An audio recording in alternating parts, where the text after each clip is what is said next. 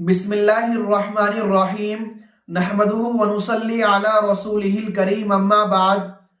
محترم ناظرین اکرام، 2 دنوں سے میں ویڈیو اپلوڈ نہیں کر پا رہا ہوں، اس لیے کہ تھوڑی طبیعت ڈاؤن تھی، اور اللہ تبارک و تعالی سے دعا کرے کہ اللہ رب العزت مجھے صحت و تندرستی عطا فرمائے۔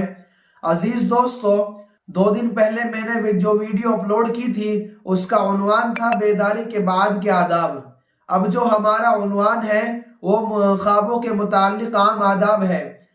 دعا کرے کہ اللہ رب العزت مجھے صحیح گفتگو کرنے کی توفیق عطا فرمائے۔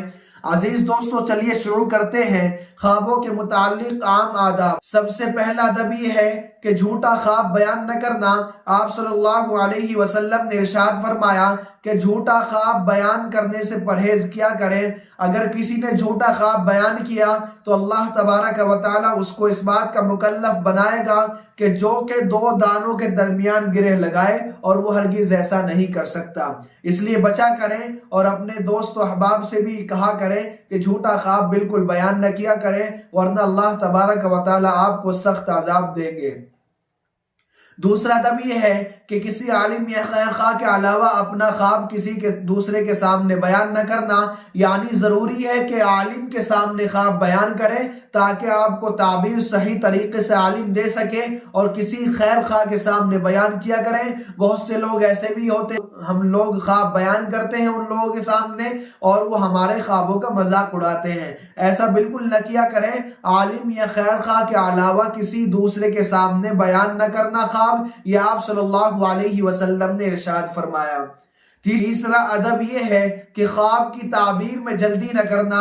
آپ صلی اللہ علیہ وسلم نے ارشاد فرمایا کہ خواب گویا پرند کی ٹانگ پر ٹکا ہوا رہتا ہے، یعنی معبر اول کی تعبیر جو بھی وہ بتاتے ہیں، معبر اول یعنی ہم نے جس سے پہلی مرتبہ میں تعبیر معلوم کری وہ بعجلت وقوع پذیر ہو جاتی ہے۔ پرند کی ٹانگ میں ثبات و قرار نہیں ہوتا، یعنی ہم جس سے پہلی مرتبہ میں خواب کی تعبیر معلوم کریں گے، جو اس نے تعبیر بتائی ہوگی، وہ 100 کے 100% آپ کے ساتھ وہی ہوگا جو خواب آپ نے اس کے سامنے بیان کیا ہے۔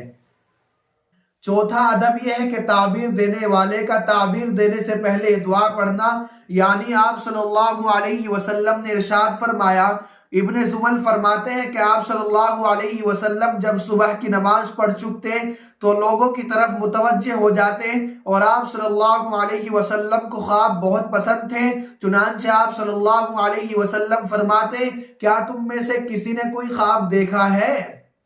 تو آپ صلی اللہ علیہ وسلم کے بارے میں ابن زمل فرماتے ہیں، میں نے عرض کیا، اے اللہ کے رسول، اے اللہ کے نبی، میں نے دیکھا ہے۔ تو آپ صلی اللہ علیہ وسلم نے دعا پڑھی، خیر تلقاہ وشر توقاہ وخیر لنا وشر لأعدائنا والحمد للہ رب العالمین۔ اس دعا کو پڑھنے کے بعد آپ صلی اللہ علیہ وسلم نے ارشاد فرمایا، اپنا خواب بیان کرو۔ خوابوں کے متعلق عام آداب میں سے سب سے آخری ادب یہ بھی ہے کہ جس نے نبی کریم صلی اللہ علیہ وسلم کو خواب میں دیکھا تو آپ صلی اللہ علیہ وسلم ہی کو دیکھا ہے اس نے خواب میں۔ آپ صلی اللہ علیہ وسلم نے ارشاد فرمایا، جس نے مجھے خواب میں دیکھا اس نے واقعتاً مجھے ہی دیکھا۔